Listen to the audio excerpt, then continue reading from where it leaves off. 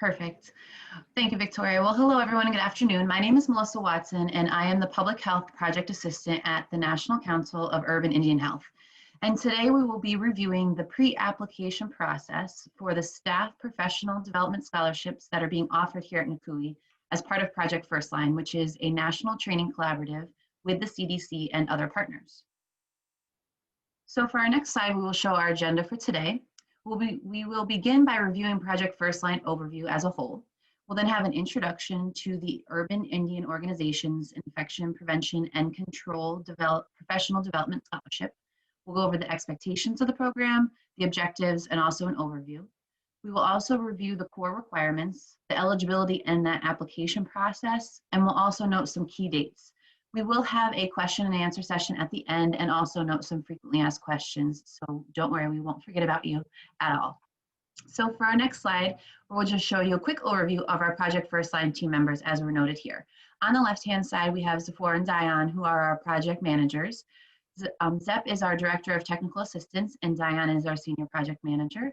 And then on the right, we have Noah, who is our Public Health Researcher, and then myself, again, the Public Health Project Assistant. So what is Project Firstline?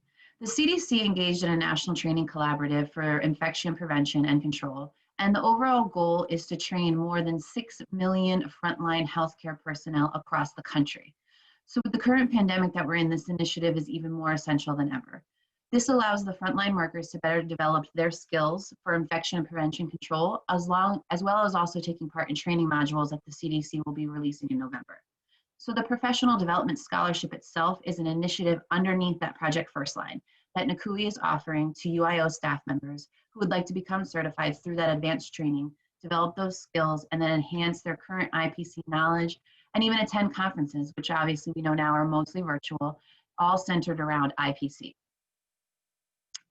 So next, as an overview overall of Project Firstline, you can see here that we have several different pathways to development. The first one here noted in the red box is the scholarship that we're focusing on, the professional development path. So examples of some platforms that can be used during this scholarship are listed here, such as IHI, Open School, and AMI training, just to name a few. All of these costs that will be covered through the scholarships will be for those events, the conferences, the courses, or any exams that you take that are related to the infection prevention control. The next pathway here in the middle denotes our one-on-one trainings from the CDC that we will be rolling out under our new learning management system coming this November, and it will be free on our website. NCUIH will also be promoting a friendly competition between the UIOs to encourage that participation and the training within these modules. And then lastly, the third pathway is directed towards our UIOs who will be sourced as system champions to further test the models that are being rolled out this November from the CDC. There will be 5 of those champions chosen, and they will be able to be awarded up to $40,000. So now that we have an overview of the whole entire project here, we're going to go to the next slide, and we're going to focus specifically on the Professional Development Scholarship. So here you can see our objectives listed below. We have 4. Overall, we're looking to obtain representation from as many UIOs as possible across the organizations. We are going to be tracking the participation and encouraging all the staff members on the front lines to engage in the trainings that we will be providing. We will have a list of all the relevant trainings, and also one other notation is we will be looking to try and cover all 4 primary program types, have representation from each one of those in the UIOs. Next, we'll go over the overall aim. So overall, we are looking to have at least 1 staff member from the UIO to participate. The scholarships can be used to cover the cost of the training and the conferences, the courses and exam fees, as we noted before. And remember, that's up to $1,100 per individual. The awards do not cover, though, fees for any associates, bachelors, graduates, or other college coursework or degrees. The trainings need to be IPC specific, a training or a certification, and it also has the option to improve the internal processes, and those ones will be the ones that are prioritized through our organization. Individuals are also expected to provide a description of that identified opportunity that will enhance the current services. So once those programs are picked, we do ask to have some descriptions behind dates, the trainings, etc. And also the selected participants will be expected to complete an evaluation of their opportunity, and then we would like to know and identify how this opportunity has enhanced the infection prevention and control measures, as well as their professional development. So we want to see how both work hand in hand. Next, to be eligible. So during the application process, how can we be eligible for this? To be eligible, first off, the individual needs to be an active member of one of our 41 UIOs. And we have a list on our NCUIH website that will show you all of the currently funded by IHS under Title V for notation. And also a complete application must be submitted, which includes the online application, participants' acknowledgement of requirements, which involves an e-signature, and then also a executive director or department head approval, which we do have an attachment in a link. And we will also be sharing this presentation in a PDF, so you will have access to all of these links. All of this, again, can also be found on our website. So again, below we have the application link, and then link directly to Project Firstline webpage where all this information can be found. We also are recording this session, as we heard before, and we will have that available for reference on our website. So next we have some screenshots here of the application. First, you will list your UIO, your job title, your role with the organization. You can see here any certifications, and also we ask for any tribal affiliations on the first part. Your mailing address will also be obtained for future references. There are 2 short answer questions too at the bottom. So the mailing address, just to note, will be used for future reimbursements. And then the short questions that we will be asking will be describing your daily duties at your UIO and also your role with IPC. And then secondly, to describe what you hope to achieve by participating in the Professional Development Scholarship. Lastly, on the next slide, you'll see that we do have one part here. If you do already decide what your training or certification already is in mind, we will ask you just to answer some simple questions in the final section to provide that information for our review. So next, we have provided a list of examples that we mentioned before, potential opportunities that could be utilized within the program. We provided links that we can email you, and again, like I said, we will have the PDF available. So if there are any questions, please feel free to reach out to us at any time. So next, once we've received the applications, we have the selection of the awards. So we expect to have a fully completed application, but if we don't for whatever reason and we're missing anything, we will reach out to you directly, and also we can help you through the process. We have a concierge service where our team members here can help you with any questions. There are up to 32 scholarships that we have available that is based on funding. We are looking to take no more than 2 per UIO. Unless there's sufficient funding available and we still have more availability to reach that 32, we can take more than just 2 from a UIO. The scholarships are not transferable, and all the eligibility requirements that we had mentioned above must be met. And again, preference will be given to the opportunities that are geared towards not only enhancing professional development, but also focusing on IPC practices within their current role. So next we have our key dates we wanted to note. One thing that we want to be very specific with and urge everyone is that our deadline for our application is rolling. We don't have a specific deadline, and we're going to keep the application open until we reach our 32 applications. The only thing we do ask is that submissions should be done at least 30 days prior to any certification or training date if you've already established one. And if it is closer than that, all we ask is if you're on a tight deadline, just let us know and we will work with you to make sure we stay within your time constraint. So once we receive that application, we're looking at about 3 weeks to notify the applicant and then have a turnaround time. So if we do need something that's faster, just let us know because we can work within that timing. Staff members are also asked during this time, when you find the event or the conference, you'll have to submit your reimbursements.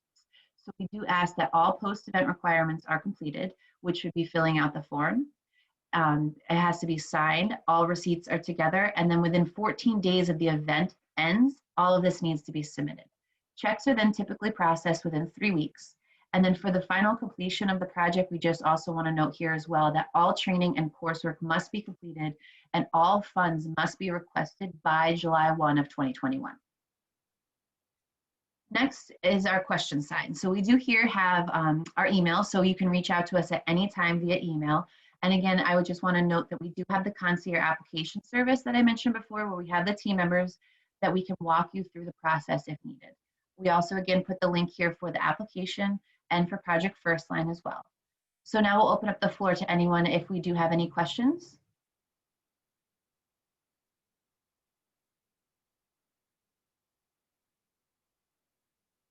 If anyone does at any time, please feel free to stop me, but we do have, just lastly, some frequently asked questions that we wanted to list here.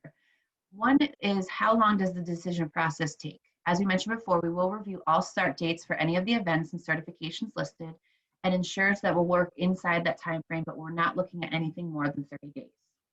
Another question that we've had is how much time commitment should I be expecting if awarded the scholarship for a project work time? In terms of time, you're going to actually look at the certification requirement of the event you're considering on your own. That will give you a better understanding of your time commitment.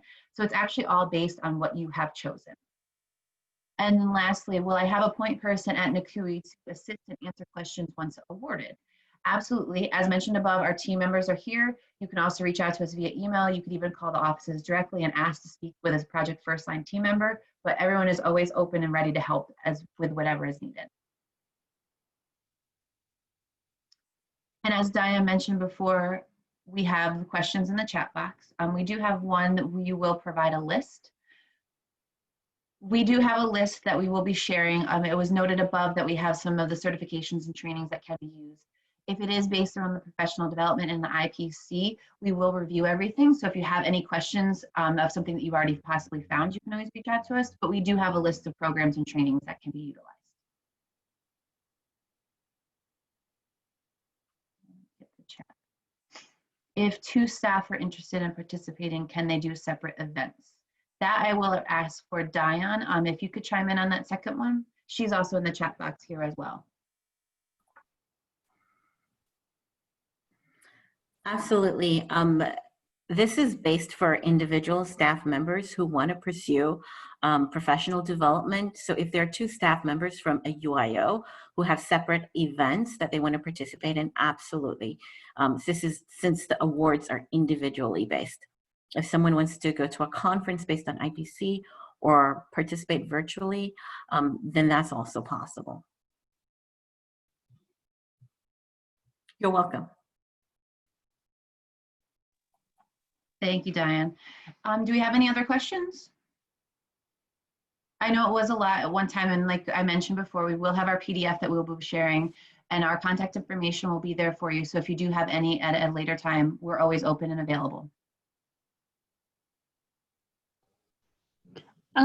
So it says up to 1,100. So say you do 2 certifications, correct? You can do 2. Is that you can do it as long as it stays within the 1,100 or below? Well, it's one award being given per participant under $1,100, but if you have 2 opportunities that are under that amount that you want to pursue, we can certainly look at that. Thank you for your question.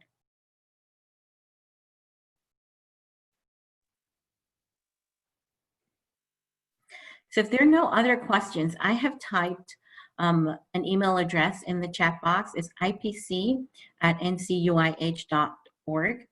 If you think of anything, any other questions following this webinar, please feel free to email us and we will respond to you. If you have issues with the application or need assistance, as Melissa has mentioned, we can schedule time with you to walk you through the process. If you find an opportunity that you are interested in and want to participate, but you're not certain, email us, send us the link, we'll take a look at it and let you know whether or not it falls within the purview of the award, and we'll help you get you to where you need to go. Thank you for your time. Melissa? Yes, thank you all. Yes, just to close, we just want to do also a friendly reminder, if we want to go to the last slide, that before we conclude, we do just have this final reminder to please register to vote. Get out the census and get out the vote. So we want to make sure that if you need to, we have a link here to check your registration to see if you are voter registered. And then also if you didn't complete the census, we also have another link here as well. We do also have a challenge that if we challenge you to tag 5 of your friends on your choice of social media platform to do the same by using #NativePeopleCount. So get out to vote. And thank you again for your time today. And please remember, we will have recorded our session and be sending out the PDFs. So thank you all. We hope you have a wonderful day. Thank you. You're welcome. Bye.